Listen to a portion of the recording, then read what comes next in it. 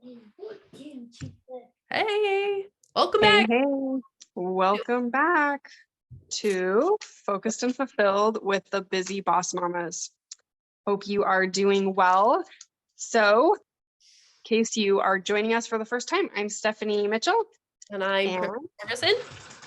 we are a sister team, both moms of 6, aiming to be able to help other busy moms like you live more intentionally, become more focused and fulfilled in your life so that you can feel more joy, more passion, and More have accomplishment. more accomplishment, yes, in your busy day so that you have more time to do the things that you want to do. So today we are going to talk a bit about willpower because I think so many people are like, dang, if I just had more willpower, like I don't have enough willpower, I would be able to do better, get more done,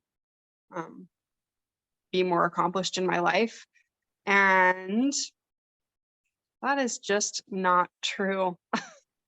No, it's not. Well, in some ways, it a little bit is, but you have to be Yeah, very, I guess. very intentional about it. You don't just magically get more willpower. It's like people say to us all the time, I never could have that many kids. I'm not patient. And I'm like, I'm not patient either.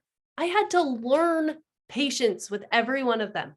And just Yeah. the other day, I was sitting and thinking, I need to be really intentional with my kids because I've gotten to a place where I feel like I'm fairly patient in comparison to how I used to be. So I'm not like praying for patience every single night, but I need to be intentional about being more patient because I do speak in an irritated voice to them quite a bit. And Yeah.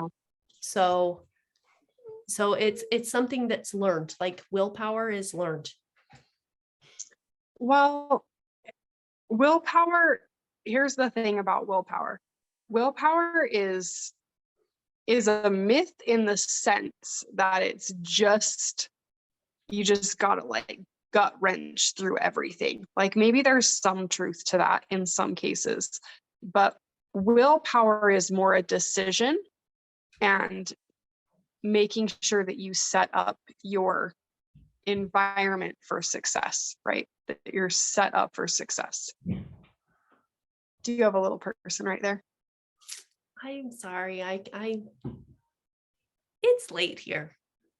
And it's super late where Steph is. Yeah, this is why we're talking about this right now in this podcast episode that life got too busy today when we were going to do it earlier today. And so I was like, let's just do it after the kids are in bed. And I have kids awake, giggling in the other room, and her kids have not even pretended to go to bed yet. So Well, I've got one who just stormed past. That was what the stomping and the slamming was about. And she's crying in the bedroom. And it's because I just heard my husband yell at them downstairs.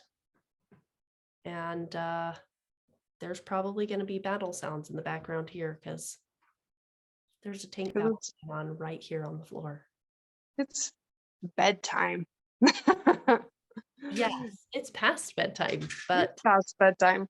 So this is a good topic for right now because the nighttime is draining, and a lot of it is because like every decision that you make during the day wears down your ability to have willpower. So you have to try to conserve what brain power you have left, because really it's just about your brain power. And the more decisions you have to make, the more things you're juggling in your head, the more drained you're going to be by the end of the day. You feel this, right? You feel when you're emotionally drained. You feel when you've had a lot to deal with.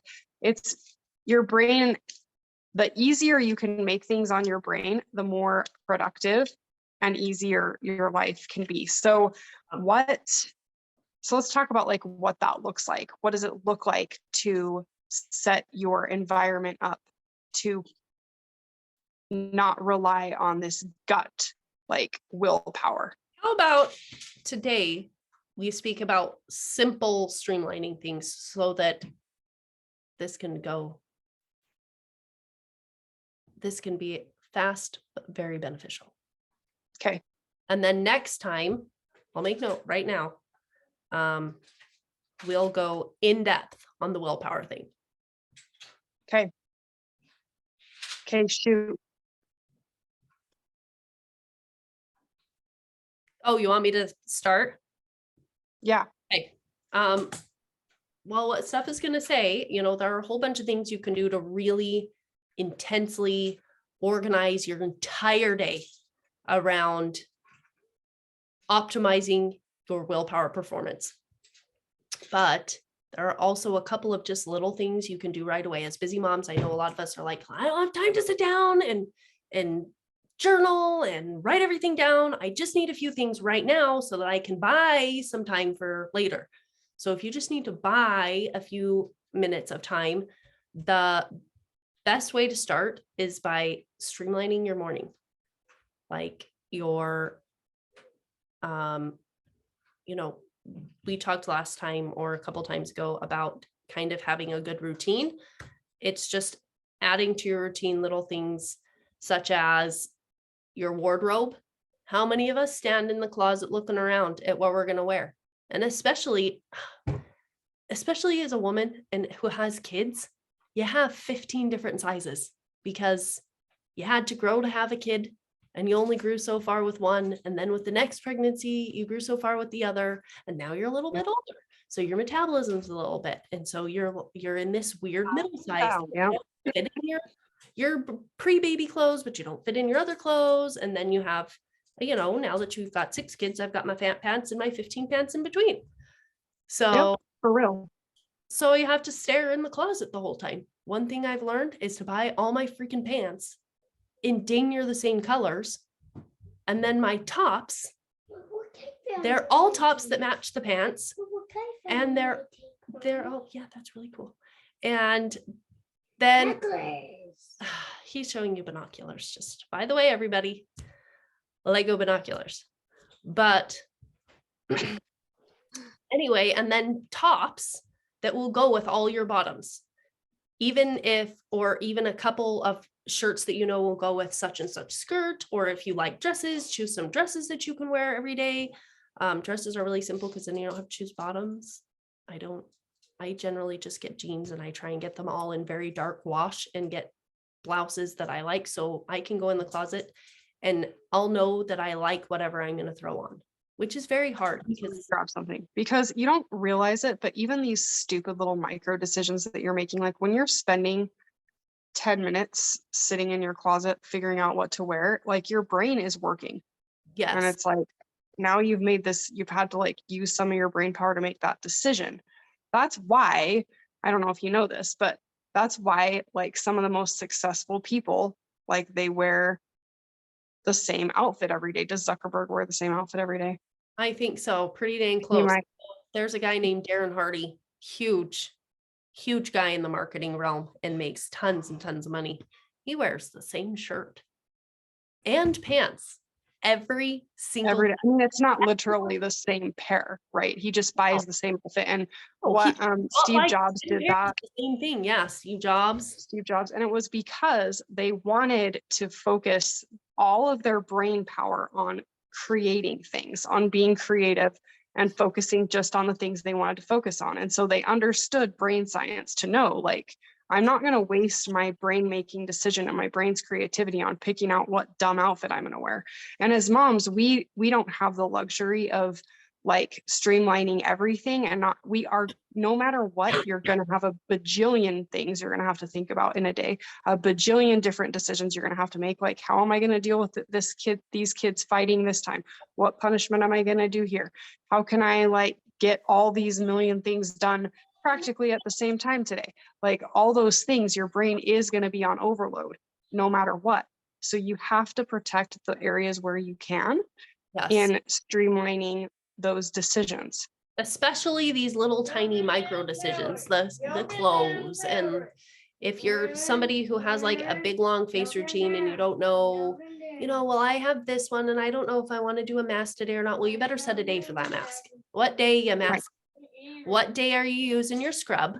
Which day do you paint your fingernails? Or are you going to throw that in after I brush my teeth? I hurry and do a touch-up paint job on my fingernails. And then Whatever it is, like make your choose color, routines. stick with the color.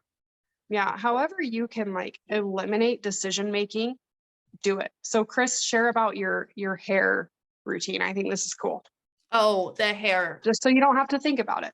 Just so I don't have to think about it. I don't wash my hair every day. I used to wash it every single day. And then after baby number 3, it's like, it can't decide. We move a lot. So we are in the desert, and then I'm in a moist place, and then I'm not in a moist place. So then my hair can't decide if it's going to be oily or dry or normal. But when I wash it a whole bunch, it just dries it out and it exacerbates the problem. So now I wash it every few days. I try and go as many days as I can. So I wash it one day and I let it air dry. And I don't pull it back into a ponytail, because this is something from another thing that it's a tip. If you pull your hair back, it pulls it out, because your hair is most delicate when it's wet. And so if you have thinning hair problems, especially around like here on the forehead and stuff, it's because you're pulling your hair in a ponytail when it's wet. Don't do that. And don't pull in no tight ponytails. If you can use clippies all the time. But anyway, so on day 1, I know whichever day I wash it. Then the next day I'm going to straighten it. And the following day it's going to stay straight. And I use dry shampoo. I might do that for 2 days. The third day I'm going to pull it up into a ponytail or braid it and pull it back some way. And if it's still doing okay, and I think I can get with another shampoo, I'll pull it up for 1 more day. And then I wash it again. But it's not, I don't have to get in and be like, well, I don't know if I really want to wash my hair today. Or is it this day? And like, same with shaving. Should I curl it today, or how should I do my hair today? It's a routine of like, Yeah. And I've kind of gotten it. It's not as set as that, but same type of deal. Yeah. Wash it. And then I'm going to, like, I won't wear it in a ponytail the next day because I know it'll put a kink in my hair, and I'm not going to, so I'll do the ponytail like the last day before I'm going to wash it again. Like Yep. any little stupid things that you can do to make, like, one thing I did last week that I've kind of like made this habit and then kind of fallen out of it, but I'm going to stick to it, is like I made a calendar of meals because it this is a makes it so much easier. Figuring out dinner is one of the most brain power consuming things, I swear. Especially at freaking dinner time.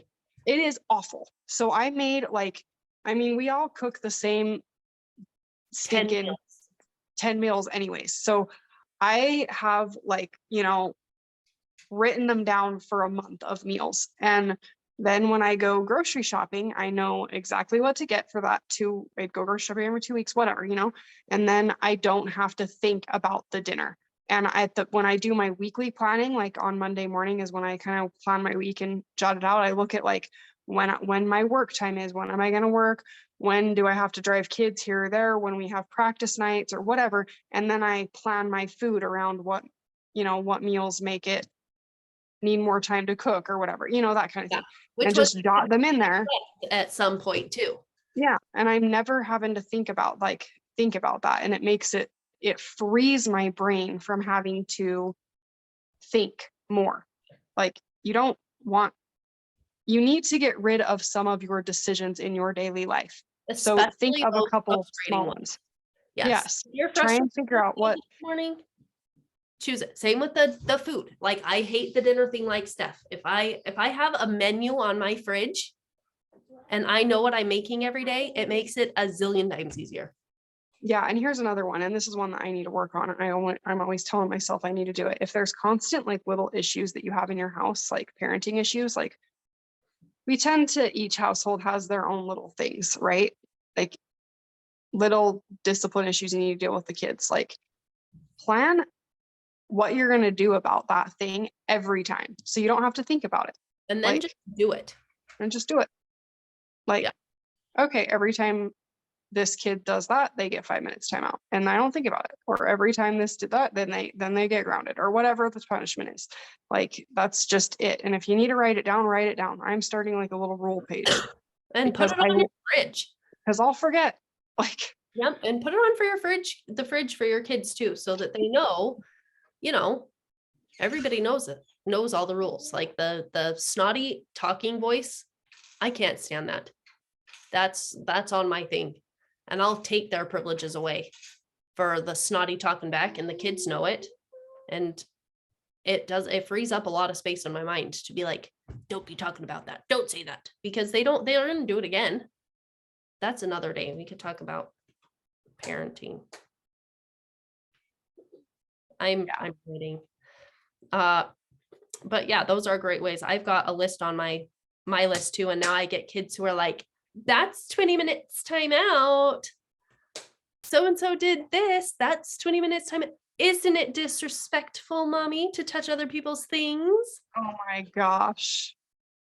And being a stool pigeon is 10 minutes time out. I have that on there too, you tattletale.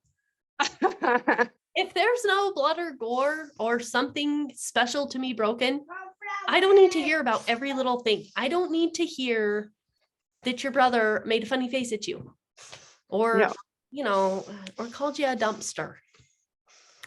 Like, I don't need to know every time somebody calls you a dumpster. I wish that was the worst my kids called each other. You're a dumpster. We're an instant pea brain. Oh man, you and your kids' vocabulary. That's awesome. Gosh. But anyway, anyway. Last thing, your makeup. Choose a makeup face that you like for every day and put your makeup on that same way, same colors every day. Or if you're somebody who's like a makeup artist or you're really into your makeup, set a look for every day and make a little so that that day you're just going to throw on that look. Even if you don't know, say you like different colors all the time. No, I'm going to do a 50s look. I'm going to do a wing on my eye tomorrow and then choose the colors. But like eliminate the littlest tiny details of your day that you can. And it does make a difference. I will say, like, ever since I did that with my makeup, I'm like, I'm not going to like try this. Do I do the neutral today or do I do the sparkly today? Like I do the same thing every day. Yeah, so do I. And it is so easy. But it makes it extra special when you go out and you do your makeup different. True. So like on a special occasion, you're like, I wear my hair plain and straight every day, but if I go on a date with my husband, I'll curl it. And I don't curl it and like put a different makeup look on. Usually, heavier makeup, and I never wear lipstick, so I'll sometimes put some lipstick on. And then I feel really done up because I never I know. Me too. I feel like I may as well be like in a movie or something. I'm like, am I in a pageant? I put lipstick on. I'm going to the red carpet that I've never been down before, but I put my lipstick on, and my husband will be like, what you doing that for? I know. I don't know. I feel like a clown. I know. And you're like, I don't know. Maybe I'll just go take it off. Yeah. Should I put my jeans back on? My same old outfit I wear every day. Yeah. But it does. It anyway. makes the dressing up and stuff. So choose your things that you like. Yeah. And if you like a lot of a couple routines, a couple things, decisions that you can eliminate from your everyday and try it out. See if it helps, because I bet it will. Yeah, kids' breakfast, like your kids' breakfast. What are you gonna feed them for breakfast? Don't give them 50 options. Don't give the kids 100 options. It's overwhelming. There's a lot of research on like the amount of stuff and decisions. It overwhelms people. You get way better when you have less options. Yep. So true that. So make less options for your kids as well, and just stick with it because it makes it easier. Just to be like, it's oatmeal or eggs. Take your choice. You don't like either? Okay, well, I'm sure lunch will be served again in a couple hours. I guess you'll survive a couple hours. I'm sure you're going to be just fine. Yep. Have a glass of milk. It'll be peanut butter or tuna at lunch. Maybe you need another glass of milk. Yes. All right. Well, we'll see you guys next time. All right. Thanks for showing up. Talk to you later. Bye.